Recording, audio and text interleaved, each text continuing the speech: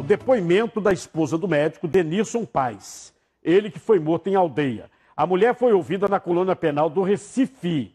Ela está presa temporariamente. Ela nega o crime. Nega. Aí a polícia diz, eu tenho um monte de evidência. Inclusive o depoimento da empregada doméstica, que ela contradiz a empregada, até mesmo na separação. Veja os trechos do depoimento. Surpresa para vocês a prisão? A farmacêutica Jussara Paes contou que não sabe quem matou o marido e que colocaram um corpo na cacimba para incriminá-la.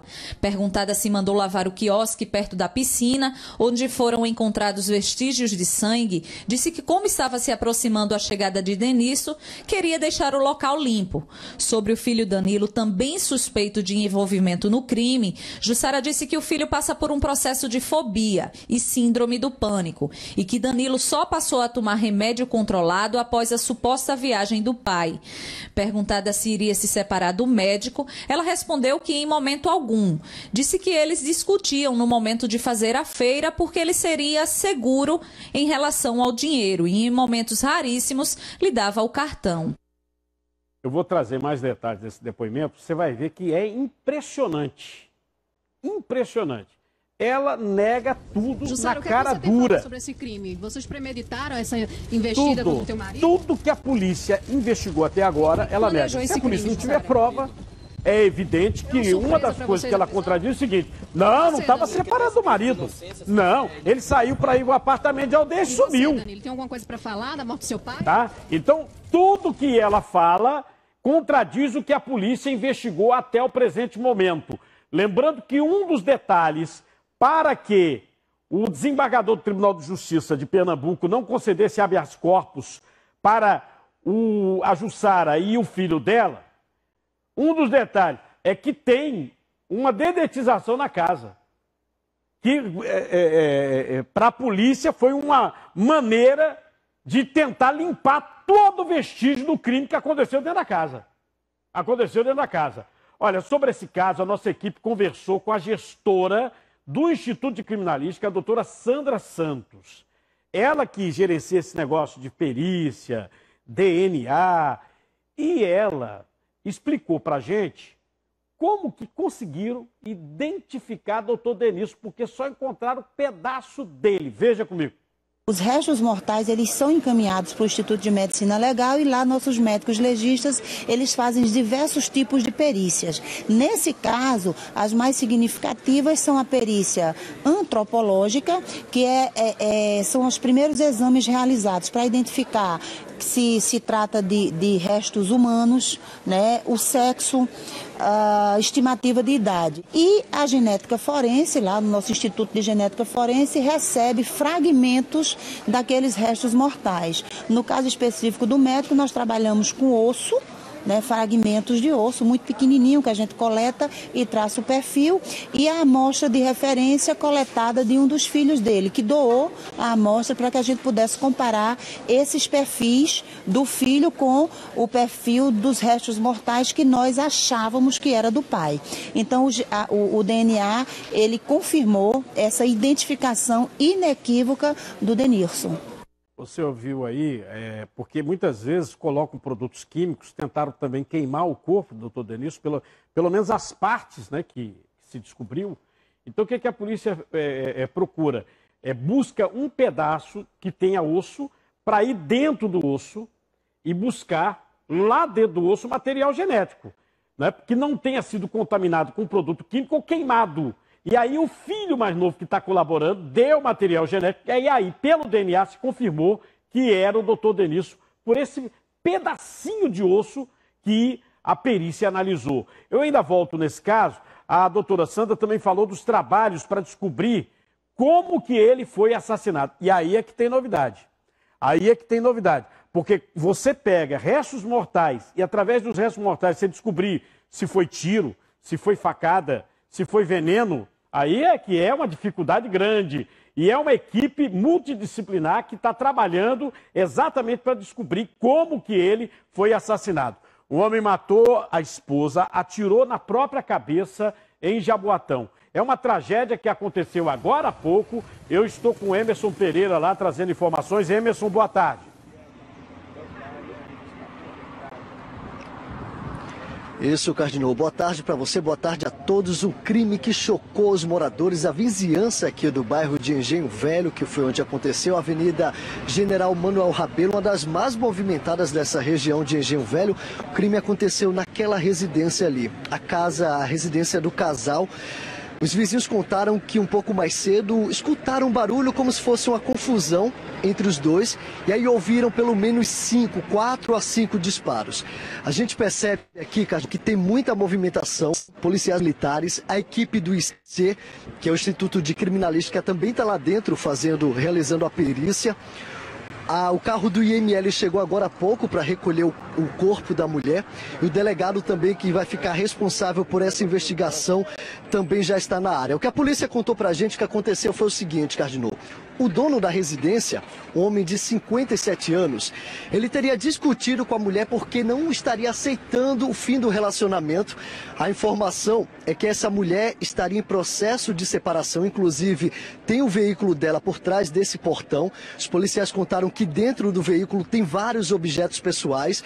Ela estaria tentando se mudar, sair de casa hoje. O marido, não aceitando essa separação, sacou uma arma e disparou pelo menos 4 tiros na própria mulher. Ela morreu no local, o corpo está ali no corredor que dá acesso à sala. A gente percebe agora a saída de policiais militares. O homem, de acordo com a polícia, após balear a própria mulher, ele também teria atirado na própria cabeça. Essa equipe aqui da Polícia Militar, inclusive, ajudou a socorrê-lo. O homem, ele foi levado para a UPA de Engenho Velho, que fica aqui próximo. A informação é que o estado de saúde dele é grave. A gente conversou, Cardinal, agora há pouco com alguns vizinhos. Eles contaram que o casal não demonstrava em momento algum que teria briga, confusão. Conversei com um vizinho que disse que o homem que efetuou esses disparos era uma pessoa muito tranquila, que não levantava nenhuma suspeita. Acompanhe o que ele falou. É uma pessoa calma, tranquilo. Não tinha nada de confusão com ele, nada, viu? Nada mesmo. Como era o dia a dia dele, a rotina do casal? Ele anda de mecânico, ele trabalhava de mecânico, a oficina era dele. Estava tranquilo. Essa oficina é muito conhecida aqui. Conhecida, muito antiga aí. Eu sei que ele tinha 3 filhas, já são moças. Isso eram umas pessoas tranquilas, não vivia de confusão, de nada. Daí ele ficava ali no portão, conversava com a gente, com os amigos, e depois entrava, subia. Oi, Cardinal, é o seguinte, eu estou aqui com o sargento Alexandro, ele que é do 25º Batalhão, inclusive foi a equipe, sargento, que ajudou a socorrer o homem, foi isso? Exato, recebemos informações na nossa central que havia para verificar uns disparos de arma de fogo no endereço citado. Chegando lá, nos deparamos com dois corpos ao chão, entre os quais um ainda estava em vida, um já tinha ido a óbito e o outro estava com vida. Socorremos a vítima até a UPA de Engenho Velho para serem prestados socorros necessários. A mulher já estava morta e ele, qual foi a situação? O que foi que o senhor viu? O mesmo estava com um disparo de arma de fogo, ele mesmo, segundo informações, foi colhida que ele atirou contra a própria cabeça, né? E a mulher já estava em óbito. Ele não comentava nada, até porque foi atingido na cabeça, estava agonizando? O estado estava só agonizando, o estado dele é grave, né? Os médicos lá estão lá fazendo os procedimentos, provavelmente será transferido para o Hospital da Restauração. Sargento, a gente está ao vivo aqui no programa Por Dentro com o Cardinal. A informação que chegou até para a nossa equipe foi que o casal tem 3 filhas adultas e que uma delas teria presenciado a cena, escutou o barulho e correu para se esconder no quarto, foi isso? Segundo informações, sim. Elas ficaram lá em cima, uma ligou para o marido, né, para o esposo que se encontrava próximo aqui, quando ele retornou. Mas ela não, até então, só escutou os disparos, não sabia o que era. Achavam que era assalto, sabe? Exatamente. Segundo informações, escolhidas sim. Elas pensavam que era um assalto e se deparou com essa situação aí, lamentável, né? E, sargento, muito obrigado pelas informações. A gente segue, Cardinal, acompanhando toda a movimentação. Como falei, a perícia está sendo realizada lá dentro. O delegado também está no local. Os familiares não querem conversar com a imprensa, mas aqui a movimentação é intensa, até porque foi um crime que chocou os moradores aqui do Engenho Velho, até porque o casal, ele era bem conhecido, um casal considerado tranquilo. O homem, dono dessa oficina mecânica, uma oficina muito conhecida no bairro, e a mulher, uma bancária que tinha se aposentado recentemente. A gente segue acompanhando. Eu volto com você no estúdio. Cardinal. Meu Deus do céu, que tragédia, né? A polícia prendeu o líder de uma quadrilha responsável por assaltos a postos de combustíveis em toda a zona sul do Recife. Essa área de Boa Viagem, essa área aí. Olha, tem várias investidas criminosas. Suelen Braine, boa tarde para você, Suelen. Isso mesmo, Cardinô. Muito boa tarde para você, boa tarde para todo mundo. Pelo menos 5 postos de combustíveis, principalmente na área de Boa Viagem, e um em Abreu Lima, que a polícia está investigando, também foram alvos desse grupo. O líder, como você falou, ele foi identificado como Anderson Henrique Albuquerque Alves, de 31 anos, que foi preso ontem durante a última investida do grupo. Ele chegou a assaltar um posto de gasolina no bairro da Ibiribeira e logo em seguida, o delegado está aqui comigo, Ramon Teixeira, a delegacia de Boa Viagem acabou fazendo a prisão, realizando a prisão desse suspeito. A quadrilha, a organização criminosa, o delegado, agia de uma forma muito específica, inclusive, Cardinô, usava sempre um Onix branco, a gente tem imagens. Se a gente puder mostrar, justamente para situar quem está em casa, né, delegado, que essas pessoas precisam denunciar. De que forma esse grupo agia? Muito boa tarde. Boa tarde. Bom, na verdade, o que mais chamou a atenção foi a prática reiterada em um curto espaço de tempo. Foram vários crimes de forma similar, né, com essa metodologia, esse modus operandi, num espaço relativamente curto de tempo, tanto em assaltos a postos de combustíveis quanto a vítimas transeuntes, né, que tiveram seus telefones celulares e dinheiro subtraídos. Com esse mapeamento, realizado em cerca de 2 semanas, o próximo passo da gente basicamente foi de aguardar uma nova investida ou tentar localizá-los antes. Foi noticiado esse assalto a posto de combustíveis e aí a gente realmente já, numa pronta resposta, buscou o veículo e o localizou no coração de Boa Viagem. Já na rua Francisco da Cunha, ele foi apreendido com os ocupantes, né, o condutor, o Anderson, e mais uma jovem, adolescente. O Anderson acabou reconhecido, e não só autado por esse crime, mas ele foi reconhecido já como autor ou coautor de outros 8 roubos. Agora, delegado, pelo menos 4 pessoas também estão sendo investigadas, elas podem ter sim participação nesse grupo. Pelo menos 6 vítimas, Cardinô, que passavam pelas ruas, os transeuntes, como o delegado falou, também foram alvos desses criminosos. Na verdade, essas são apenas as vítimas já identificadas, principalmente com relação a transeuntes. Nós acreditamos, é uma possibilidade muito concreta, por assim dizer, muito próxima do que a gente acha ser o modo de agir do grupo, ou seja, uma atuação reiterada e habitual na área. Pode ser que haja aproximadamente dezenas de pessoas, é uma estimativa palpável, mas apenas comparecendo à delegacia, registrando essa ocorrência, informando os pertences que foram subtraídos, nós vamos tanto conseguir fazer a investigação criminal a contento, fazendo a repressão desses crimes, quanto eventualmente até recuperando o patrimônio dessas vítimas. Agora, curiosa era a forma como eles abordavam, principalmente os postos de gasolina, como é que eles chegavam a anunciar o assalto, delegado? Geralmente, um modo de agir peculiar desse grupo, mas é uma questão aí talvez ligada à rusticidade, o meio de operar deles, era geralmente anunciando de dentro do veículo, tanto com transeuntes quanto em postos de combustíveis, mas isso daí de forma alguma facilitou para eles ou dificultou, estorvou a investigação. Foi só uma característica que chamou a atenção, mas reitero, o fato que mais chamou a atenção foi a habitualidade. Nós temos esse trabalho na Delegacia de Boa Viagem focado principalmente na repressão aos crimes violentos contra o patrimônio, particularmente dessas associações criminosas que fazem de forma reiterada e habitual. Então, são o nosso foco principal de trabalho e a gente vai continuar reprimindo grupos dessa natureza. Ok, delegado, muito obrigada. Vale lembrar que o Anderson Henrique de Albuquerque Alves, de 31 anos, estava solto há pelo menos um mês. Quem tiver informações que possam ajudar a polícia, ou até mesmo que foram vítimas desse grupo, podem ligar para o 3184-3325 ou mandar uma mensagem pelo WhatsApp para a Delegacia de Boa Viagem, através do 994-887055. Cardinô. Esse país não tem jeito, né? Da maneira que nós enquadramos criminoso, não tem jeito. É passando a mão por cima, o sujeito entra na cadeia, aí ele é colocado em liberdade, ele ia passar a vida toda lá. Né? O cara responde não sei quantos processos, agora mesmo no soltaram o comparsa de Fernandinho Beiramar. Né? Aí a justiça foi um erro. Você acha que foi erro? Foi um erro? Você vê que a situação no Agreste Pernambuco está séria, né? Teve um assalto do lado do shopping de lá e os bandidos não esperavam a reação. Um dos elementos acabou baleado, ele foi baleado e provavelmente a polícia, depois desse tiroteio, e a sobrevivência dele, vai poder prender os demais bandidos. Mas ainda naquela região agreste explodiram um posto de atendimento bancário Bradesco, na cidade de Lagoa dos Gatos. A agência na área interna ficou completamente destruída. Rasgado, né? Ó. Coitado. Bicho, eu tô vendo eles aqui pra Globo, tá? Acordado na luz da pintura. E eles, interessante, eles já estavam na mira uma loja grande que fica na mesma rua dessa agência bancária de eletroeletrônicos. Aí, ó, tem filmagem dentro, eles fizeram a limpeza na loja de eletroeletrônicos também. E por falar na região do Agreste, eu conto as novidades da questão do advogado que foi morto. A polícia sabe que ele realmente comandava uma herança grande, que foi do pai dele. Tem uma história de que uma irmã dele, antes mesmo de usufruir dessa herança, morreu. A morte dela não foi esclarecida. E agora mataram o advogado.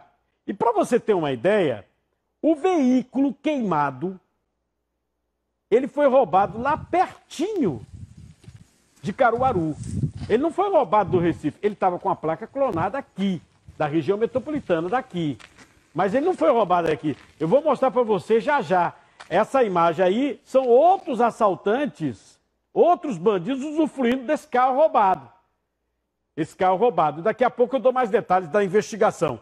Olha a previsão do tempo Recife e região metropolitana, quarta-feira, 18 de julho.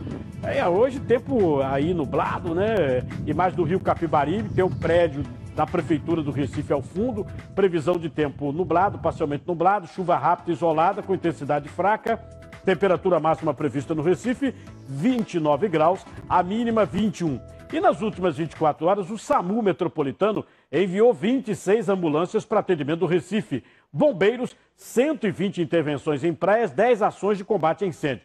Polícia Rodoviária contabilizando 6 acidentes, 14 veículos envolvidos, 6 pessoas feridas.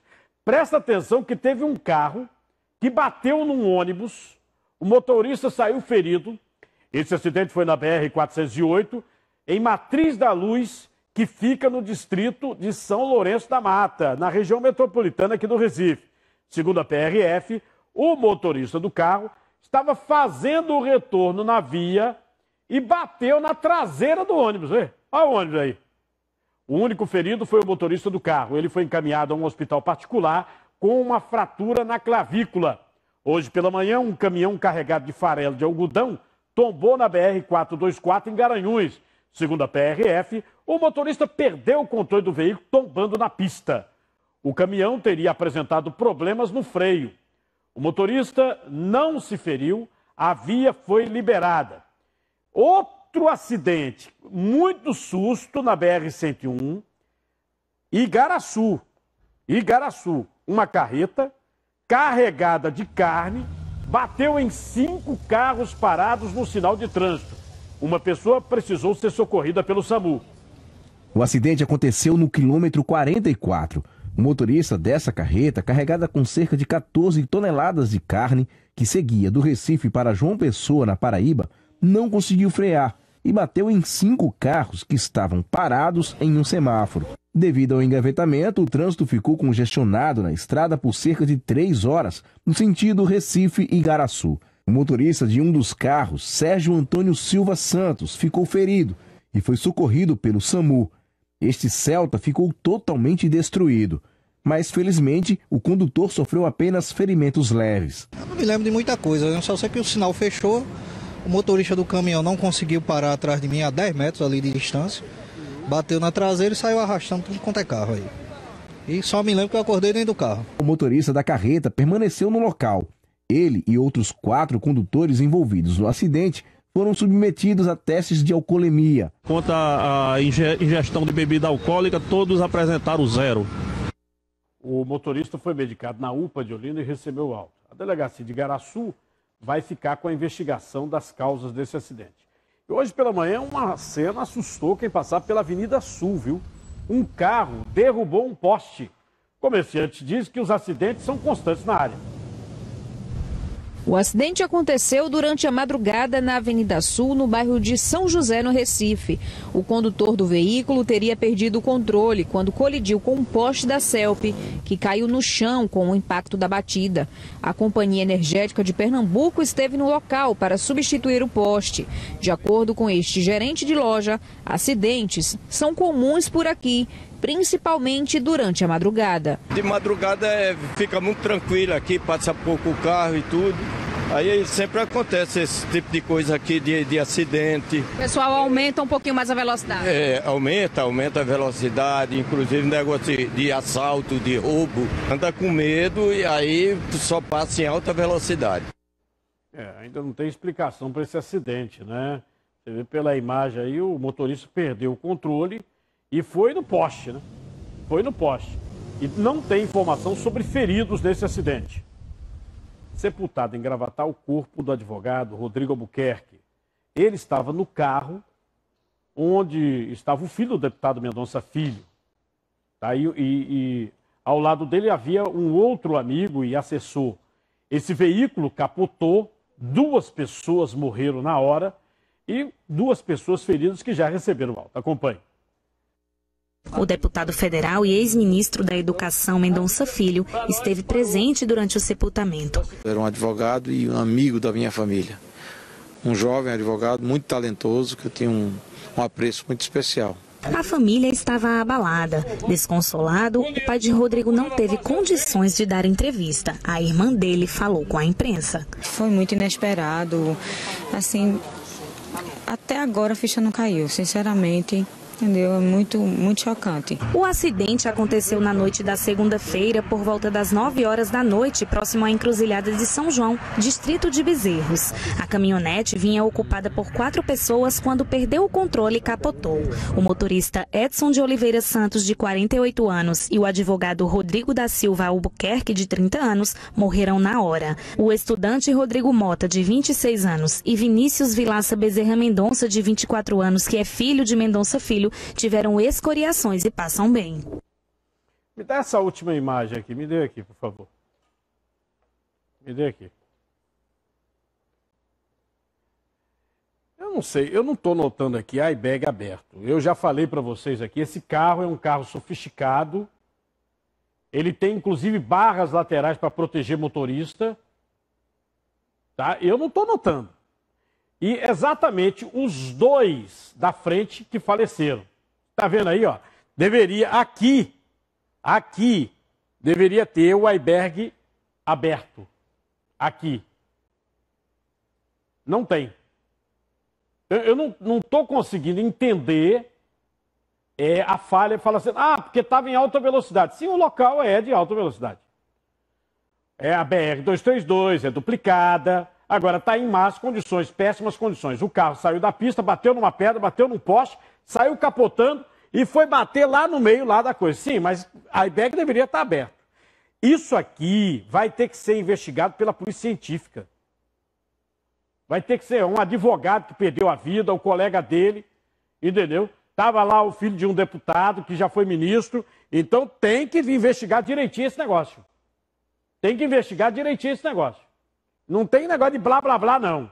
Eu mostrei aqui para vocês esse outro carro aqui, que bateu numa casa, que é um carro simples. É um carro, inclusive, popular. Mas tem airbag dos 2 lados. Aqui, ó, aberto aqui e aqui. O motorista sofreu ferimentos mínimos, leves. E derrubou a casa. Isso aqui foi no bairro do Cordeiro. Tá? Então tem alguma coisa errada nesse acidente aí que envolveu o filho do deputado. E é uma questão, talvez, mecânica, viu? Uma das composições da linha centro do metrô Recife apresenta vazamento de água dentro do vagão. Eu já mostrei aqui para vocês que, vez por outra, tem pessoas até com guarda-chuva dentro do vagão do metrô. Já mostrei aqui várias imagens. Aí vem esse novo vídeo aí. Foi enviado por quem usa o equipamento diariamente, mostrando um problema constante no vagão do metrô. A quantidade de água que cai perto, inclusive da parte elétrica, se acumula em um dos assentos e espalha pelo chão. É uma resposta da CBTU, o vaza-vaza aí, chovendo dentro do trem. A CBTU Recife informa que o trem foi retirado para manutenção nas oficinas. É mais um, né? É mais um. Promotora de vendas de Santa Catarina presa no aeroporto do Recife com 5 quilos de cocaína. Você vê, essa moça bonita aí escondeu um monte de droga na mala. Aí a Polícia Federal perguntou para ela, sim, a senhora vai para onde? Aí ela disse, sim, quanto foi a passagem? Aí caiu em contradição. Caiu em contradição. Marido mata a mulher e depois tenta se matar. Jaboatão Velho, Emerson Pereira, vamos lá, ao vivo.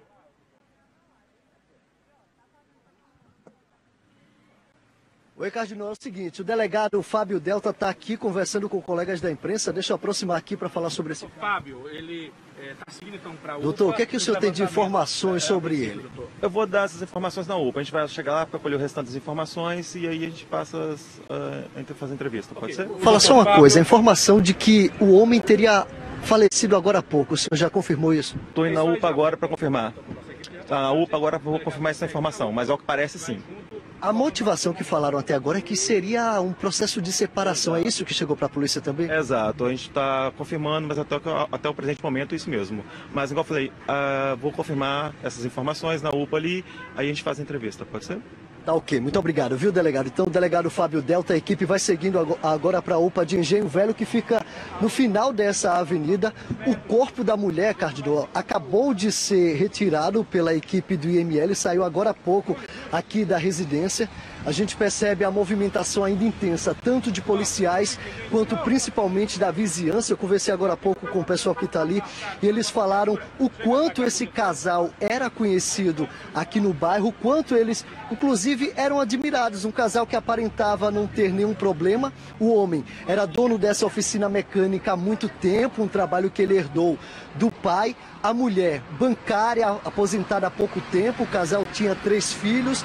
Aparentemente conviviam bem, as 3 filhas adultas, inclusive uma delas já tinha filhos. E aí a polícia falou que uma dessas filhas do casal teria presenciado o crime.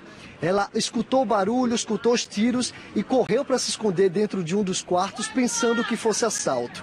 Mas aí quando saiu viu o corpo da mãe e o pai também agonizando. O pai foi socorrido para a UPA de Engenho Velho. A informação de que ele teria falecido, mas isso a gente vai confirmar e podemos voltar ao vivo daqui a pouco lá da UPA de Engenho Velho. Cardinal. Ok, veja só, você vê, o marido é dono de uma oficina mecânica muito conhecida lá no bairro porque herdou do pai. A esposa, bancária, se aposenta, tranquila, vida tranquila, aí fala-se de separação. O problema de se falar em separação é que as pessoas que tinham conhecimento do casal não sabiam que eles queriam se separar. Tanto tá aqui, o Márcio mandou agorinha, tuitou para aqui para a gente, usou a hashtag Por Dentro do Cardinal dizendo, para os de fora, um casal tranquilo, só Deus sabia o que acontecia lá dentro. Ou seja, tudo tranquilo para todo mundo de fora, né? Aí de repente o marido atira e depois tenta se matar. Aí é o socorro dele. Ele tirou a vida e a gente depois vai mostrar aqui como é que está a situação lá no hospital. O assassinato do advogado em Caruaru. Peritos devem concluir em 15 dias aproximadamente o laudo dos exames que fizeram nesse carro aí. Para a polícia foi o carro usado pelo pistoleiro. Veículo que foi encontrado carbonizado em Cupira. O perito responsável falou sobre as pistas que encontrou até agora. Veja. A gente conseguiu ainda resgatar a placa e o número identificador do veículo, o NIV, que a gente chama popularmente de chassi, e conseguiu constatar que, de fato, a placa era uma placa de um carro clonado, que não tinha nada a ver com a situação, e o número que estava registrado no veículo, o NIV, o chassi dele, de fato, correspondia a um veículo roubado anteriormente. Então, nossa primeira meta inicial seria essa, a gente conseguiu cumprir, tem algumas outras que a gente não pode informar nesse momento à imprensa, para não atrapalhar as investigações, mas o carro ele foi recolhido para que a gente possa fazer uma análise mais minuciosa, mais detalhada com relação aos aspectos dele, né? Embora ele esteja bastante destruído por causa do fogo que foi colocado nele, a gente, enquanto polícia científica, vai tentar buscar esses microvestígios para tentar contribuir dessa forma com a investigação e assim também trazer justiça à sociedade. Presta atenção, esse carro, ele estava com a placa clonada de um Citroën daqui do Recife. A polícia, quando viu a placa nas filmagens do assassinato do advogado, o carro da FUC, que é esse aí, a polícia correu atrás, foi lá na casa do cidadão e falou, você vai para a delegacia. Não era ele. O carro dele foi clonado. Vê o perigo. Olha, esse carro aí, eles clonaram e mataram o advogado lá. Mas eles já estavam usando em assaltos. Vê o perigo, você tá com um carro, aí a polícia pega a tua placa, aí, não, assaltaram uma loja tal. Aí você tá andando com o teu carro, vai levar revólver na cara, que pra polícia a placa é do veículo dos bandidos. Ainda bem que era aqui no Recife. Levaram para lá, fizeram a perícia e falaram, não, você não tem nada a ver com essa história.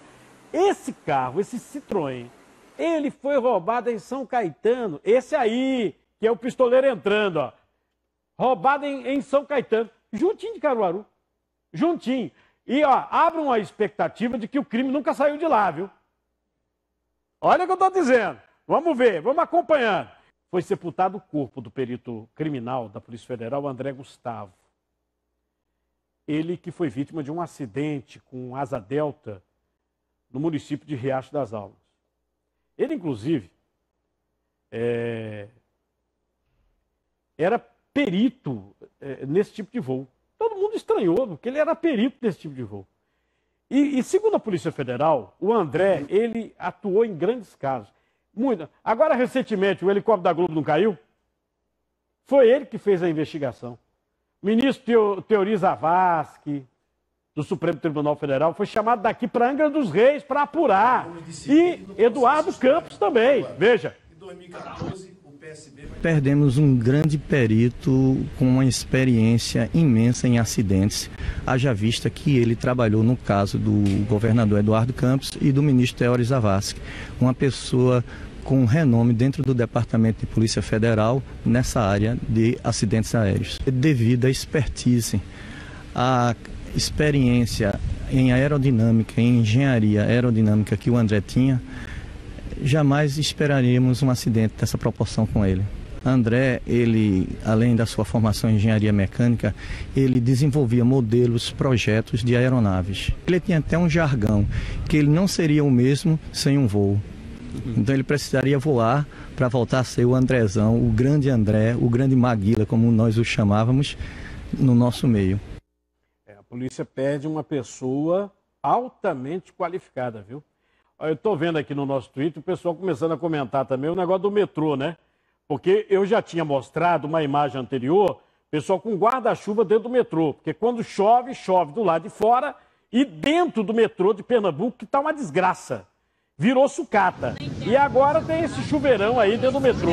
Aí o pessoal comentando aqui, dizendo, olha, Cardinal, o Flávio Magalhães, olha, dentro do metrô, o risco até de ser eletrocutado, né? Recife, não é brincadeira não, né? Ah, meu Deus do céu.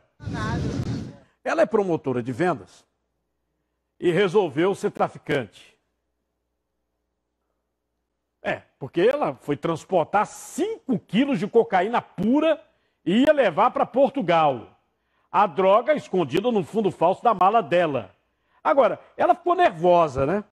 Porque você sabe que quando você vai passar, né, o pessoal da Polícia Federal às vezes desconfia e faz umas perguntas. Como, por exemplo, quanto foi que você pagou de passagem? Se você comprou uma passagem para Portugal, hein? Tem que saber, mais ou menos, né? Até enrolava. Ela, não, eu paguei a prestação, né? Vê aí, vê. A mulher de 29 anos foi presa quando tentava embarcar no voo que seguiria para Lisboa, em Portugal. Larissa Jacob Bruno veio de Santa Catarina, passou alguns dias passeando pelas praias do litoral sul do estado e na última sexta-feira foi presa no Aeroporto Internacional do Recife. De acordo com a Polícia Federal, os agentes selecionaram alguns passageiros e fizeram uma entrevista simples. Perguntaram, por exemplo, quanto havia custado a passagem dela para Lisboa, mas ela não soube responder, ficou nervosa. Foi aí que eles decidiram abrir a mala dela e encontraram mais de 5 quilos de cocaína. A droga, segundo Larissa, foi entregue por um rapaz que ela conheceu em uma festa em Santa Catarina. E foi esse suspeito que fez a ponte de ligação do traficante com ela para que ela pudesse ir para Lisboa levar esses 5 quilos de cocaína. E quando chegasse lá em Lisboa, ela ia receber a quantia de R$25 mil que ela iria utilizar para pagar algumas dívidas. Larissa passou pela audiência de custódia, onde foi confirmada a prisão preventiva dela. Essa foi a 7ª apreensão de drogas só este ano, feita pela Polícia Federal no aeroporto do Recife. Dono de oficina, ele mata a esposa e tenta se matar. O delegado dando uma coletiva agora. Emerson Pereira. A perícia confirmou quantos disparos, delegado? Ainda não. Isso, delegado. Isso, Cardinal, perdão. Cardinal, a gente está agora aqui na UPA de Engenho Velho. Eu falei do delegado porque o delegado Fábio Delta está aqui ao vivo com a gente para conversar sobre esse crime. O delegado, inclusive, saiu aqui da UPA. Conseguiu confirmar, doutor, se o homem faleceu, se continua vivo? Não, ainda não. Tem todo um procedimento específico do hospital para fazer essa confirmação. Então não é um procedimento simples. A informação, Cardinal, como falei mais cedo, é que ele teria disparado na própria esposa vários tiros. O que a perícia falou foi de cerca de 4 tiros. E, em seguida, efetuou um disparo na própria cabeça. Foi socorrido às pressas aqui para a UPA de Engenho Velho, numa viatura da PM, mas o delegado contou que ainda não foi confirmada a morte. Não é isso? Ainda não foi confirmada a morte. Tem todo um procedimento, depende do procedimento médico mesmo. Doutor, sobre o crime, a informação que chegou para a gente foi que o casal estava num processo de separação, a mulher estaria saindo de casa hoje, inclusive chegou a colocar vários objetos no carro para sair de casa, e aí o homem não aceitava o fim do relacionamento. Foi isso que chegou para a polícia também? Exato. Até o presente momento, a investigação está nesse sentido, de que o casal estava se separando e, infelizmente, ele não aceitou a separação e acabou acontecendo o fato. Claro que o trabalho, Cardinal, de investigação começa a partir de agora. A polícia vai ouvir familiares, vizinhos, pessoas que teriam testemunhado esse crime. Mas até agora, doutor, o que foi ouvido ali no local, na conversa que o senhor teve com algumas pessoas que estavam no local do crime, o que foi que essas pessoas narraram? É exatamente isso mesmo, que o casal estava se separando e que, infelizmente, ele não aceitou a separação e acabou cometendo o crime e tentando suicídio. A arma do crime estava no local? Qual tipo de arma? A arma foi apreendida, uma pistola foi apreendida, vai passar por perícia agora e com a perícia a gente vai saber mais detalhes. Tem alguma informação de como ele teria conseguido essa arma? Até o presente momento não, mas no decorrer das investigações com certeza.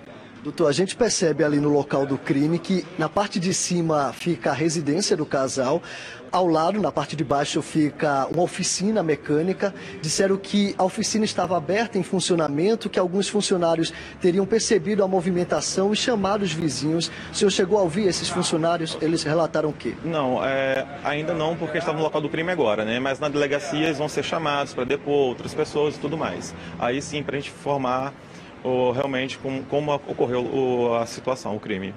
Esse crime foi na frente de alguma filha do casal? Falaram que eles também tinham netos que possivelmente poderiam estar lá? Não, o crime em si mesmo não ocorreu na frente das pessoas. Isso, Cardinal. A informação é que o homem permanece internado em estado gravíssimo aqui na UPA de Engenho Velho, Jaboatão. A qualquer momento ele pode ser transferido. A informação é que a ambulância deve passar bem aqui à frente e seguir para o HR. Contaram que a UPA só está aguardando essa autorização para fazer a transferência do homem para o hospital da Restauração. O estado dele é gravíssimo. Chegaram a comentar um pouco mais cedo que ele teve morte encefálica, mas agora há pouco a gente falou, inclusive ao vivo, com o delegado que está à frente dessa investigação. Ele disse que essa informação não foi confirmada. A gente procurou também representantes da UPA, a direção também não confirma essa morte. Então o homem permanece aqui na UPA de Engenho Velho em estado gravíssimo. Ele que teria atirado na própria esposa, uma mulher de 49 a 52 anos, é a informação que falam em relação à idade dela. Ele, 57 anos, a mulher morreu no local, ali na residência, e ele foi trazido aqui para a UPA de Engenho Velho. 5 pessoas detidas na operação de combate à receptação de fios de cobre furtados na região metropolitana. O delegado Mauro Cabral fez um balanço dessa fiscalização. Veja.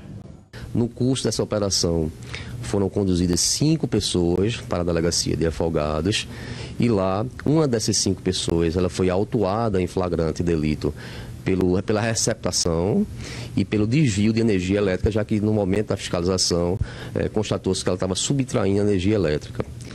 As demais, elas foram ouvidas, o material que estavam com elas, cobre e bateria, esse material foi apreendido e elas foram liberadas.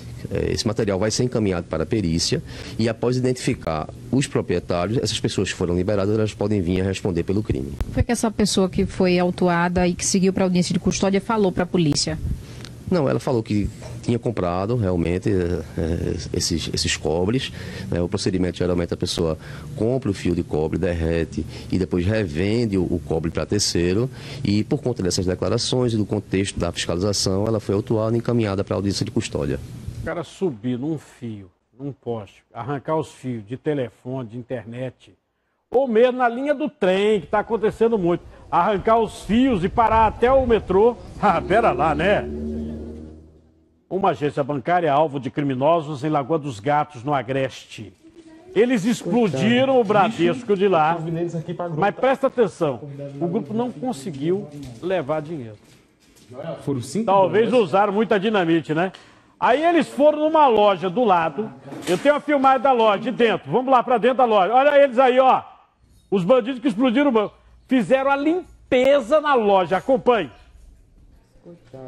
O assalto foi por volta das 2 horas da manhã na agência do Bradesco, que fica no centro de Lagoa dos Gatos.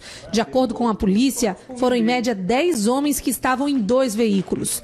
Assim que chegaram na cidade, eles foram até o destacamento da Polícia Militar e atiraram várias vezes no portão para inibir a ação da polícia. Depois, seguiram para o banco. Foram 3 explosões. Os assaltantes ainda seguiram para uma loja de eletroeletrônicos. No circuito da loja, é possível ver eles roubando celulares, relógios e TVs. Ao sair da cidade, os bandidos espalharam grampos nas estradas para impedir uma perseguição policial. Olha, é um banco mesmo, a filmagem do pessoal que mandou pelo WhatsApp pra gente, já se mostra aí que eles usaram dinamite demais, né? Explodiram, arrebentaram com o dinheiro, com tudo. O DEPAT, o Departamento de Crimes contra o Patrimônio, vai ficar com essa investigação. Eu vou voltar ainda pro Agreste agora, porque os bandidos tentaram assaltar um carro forte juntinho de um shopping lá em Caruaru. Teve tiroteio, veja comigo. O carro estava estacionado por trás de um shopping no bairro Maurício de Nassau, onde faria o transporte de dinheiro de uma casa lotérica. Os seguranças revidaram os disparos e o tiroteio começou. O alvo era justamente o carro forte. Esse carro forte aí que o pessoal estava retirando no malote. A quantidade de dinheiro para ser recolhida. Veículos e muros de casas próximas foram atingidos pelos disparos. Um dos assaltantes, identificado como José Augusto de Paiva, de 40 anos, foi atingido com 2 tiros, um na cabeça e outro no braço. Ele foi socorrido em estado grave para o Hospital Regional do Agreste. Os outros 2 suspeitos que participaram do crime abandonaram o veículo em que estavam, roubaram uma caminhonete numa rua próxima e conseguiram fugir. O motorista foi feito de refém e libertado no município de Cupira, junto com o veículo. Em seguida, os suspeitos fugiram por um matagal. Nenhum dos vigilantes que estavam fazendo a segurança do carro forte ficou ferido. Os suspeitos não conseguiram levar nenhuma quantia em dinheiro. Agora é o seguinte, a polícia perdeu a oportunidade de prender essa quadrilha todinha, né? Esse cara aí morreu. Ele foi o cara que foi baleado, é um dos bandidos, né? A informação que chega de lá de Caruaru é que ele não resistiu aos ferimentos e morreu no hospital. De acordo com a polícia, esse camarada é natural da cidade de Agrestina, é lá da região, e já assaltando o carro forte. Mais reação. Passageiro reage a assalto, teve tiroteio dentro de um ônibus na Avenida Perimetral, em Olinda, Perimetral Norte. No tiroteio, um usuário levou um tiro de raspão. Os suspeitos subiram no coletivo que fazia a linha PE15 Afogados e se passaram por passageiros. Algumas paradas depois, na Avenida Perimetral Norte, no bairro de Aguazinha, em Olinda, anunciaram o assalto. Enquanto a dupla recolhia os pertences dos usuários, um dos ocupantes reagiu. Houve troca de tiros entre os bandidos e o passageiro. Uma pessoa foi atingida de raspão e os 2 assaltantes acabaram baleados. O suspeito, de 21 anos, foi atingido no queixo e no peito. O outro, de 17, foi baleado no braço. Eles foram levados para a UPA e, em seguida, transferidos para o Hospital Miguel Arraes. Quem passa diariamente na Avenida Perimetral diz viver com medo dos assaltos. Aqui é perigoso. Ele se esconde por aí e depois assalta a gente na parada do ônibus. Tanto assalta a gente como joga pedra nos ônibus, entendeu? Muito perigoso, tá muito perigoso mesmo. E a gente tem que esconder, né? Relógio, celular, coisas valiosas que a gente não pode estar andando no coletivo. Agora pode ter certeza, depois a polícia vai ter que divulgar isso direitinho, porque vai descobrir um monte de assalto, né? Outro dia, você lembra não? Os bandidos sofreram uma represália, aí nessa estação BRT, eles assaltaram, aí tinha um policial militar paisano, meteu bala, morreram 2 e um adolescente foi apreendido. Garotão de 16 para 17 anos foi apreendido. Quer dizer, hoje, esse mês parece estar um desacerto para bandido, hein? O suspeito desse outro assalto da Perimetral Norte, de 22 anos, foi autuado por roubo. O menor, no ato infracional do mesmo crime. Todo crime tem menor. Vê que situação. Eles estão, e ainda internados, estão no Hospital Miguel Arraes. E ainda na área de Olinda, câmeras de segurança registraram uma situação danada. É o momento que uma pessoa é assaltada no bairro de Águas Compridas, em Olinda. Os bandidos estão aí no vídeo, vê aí, ó. Estão armados. Ostensivamente, parece ser uma espingarda calibre 12, ó. Ostensivamente. Segundo os moradores, esses mesmos criminosos já assaltaram várias pessoas e nessa mesma rua. Esse assalto aconteceu ontem de manhã. Em nota, a PM diz que vai intensificar as rondas no local. Ó, presta atenção. Você acha que tem polícia lá? Diz. Tem polícia lá. O cara andando numa moto com uma 12 pra cima, ele tá com a 12 pra cima. E não aparece um pé de polícia. Como é que é? Lá a polícia é pé de cobra.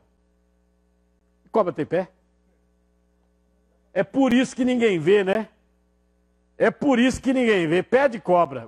Um cara com a 12, rapaz. Que isso? Justiça decide que empresário que matou a companheira no Rosarinho vai a júri. Veja. 1 ano se passou. Mas para a família de Gisele parece que o crime foi ontem. É que todos os dias os parentes têm de conviver com a dor da violência, que tirou a vida da jovem. E a gente não suporta, a gente quer julgamento, que ele continuar na cadeia, porque a gente já não aguenta tanto horror que vive lá em casa.